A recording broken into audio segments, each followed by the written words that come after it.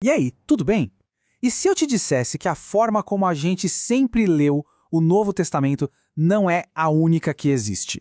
Pois é, a gente vai mergulhar agora numa análise que propõe uma reorganização desses livros para revelar uma jornada espiritual totalmente nova. Para começar, vamos mexer numa coisa que muita gente acha que é fixa, que não muda: a ordem dos livros na Bíblia. Então, a ideia central que a gente vai explorar é essa. A sequência que conhecemos de cor e salteado não é a única possível. E quem sabe, talvez nem seja a que conta a história da forma mais coesa. Mas afinal, por que a ordem dos livros importaria tanto assim? E olha só que interessante, essa ideia de ordens diferentes não é de hoje não, dá uma olhada. Até o Antigo Testamento tinha arranjos diferentes. Um deles, o cânon hebraico, é citado pelo próprio Jesus lá em Lucas. Então o que isso já nos diz sobre essa suposta rigidez da estrutura da Bíblia, hein? A ordem que a gente tem hoje no Novo Testamento, vamos combinar, é bem lógica. Começa com a vida de Cristo, passa para a expansão da igreja e termina com a conclusão de tudo. Faz sentido. Acontece que essa ordem não veio direto dos apóstolos. Ela foi definida bem depois, em concílios da igreja. Isso levanta uma pergunta muito boa. Será que existe uma outra forma de organizar que revele algo ainda mais profundo? Pois é, se a ordem tradicional não é a única, que outra forma de navegar por esses textos existe? Vamos explorar agora uma alternativa que é vista como um verdadeiro caminho de revelação. O que será que essa nova abordagem tem para nos mostrar?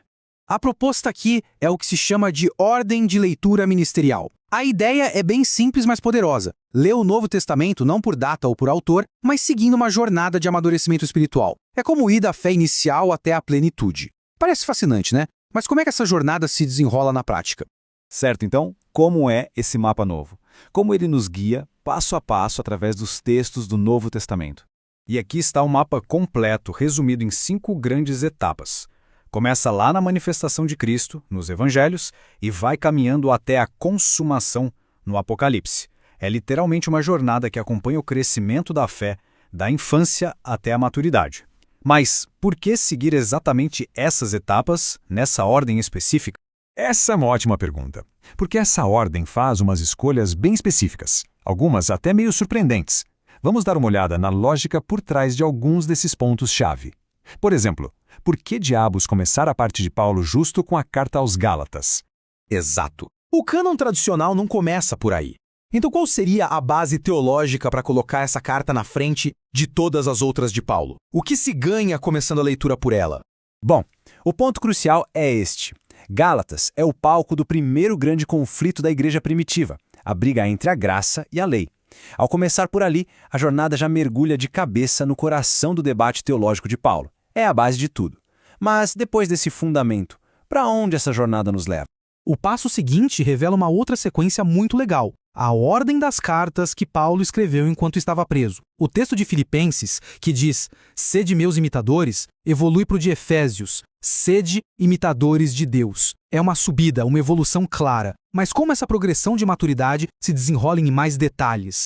A sequência que se propõe aqui organiza a leitura como uma verdadeira escalada. Começa com a maturidade moral individual lá em Filipenses. Depois, se expande para a identidade da igreja como um todo em Efésios e atinge o clímax com a compreensão cósmica de Cristo em Colossenses. É uma visão incrível. Mas qual é o destino final de toda essa jornada? E é isso que nos leva ao grande panorama. Qual é o resultado final de ler as Escrituras desse jeito? O que se revela quando se chega ao topo dessa montanha, ao que a fonte chama de o sol das Escrituras? A resposta, segundo a análise, está em um número que simplesmente emerge dessa estrutura: 50.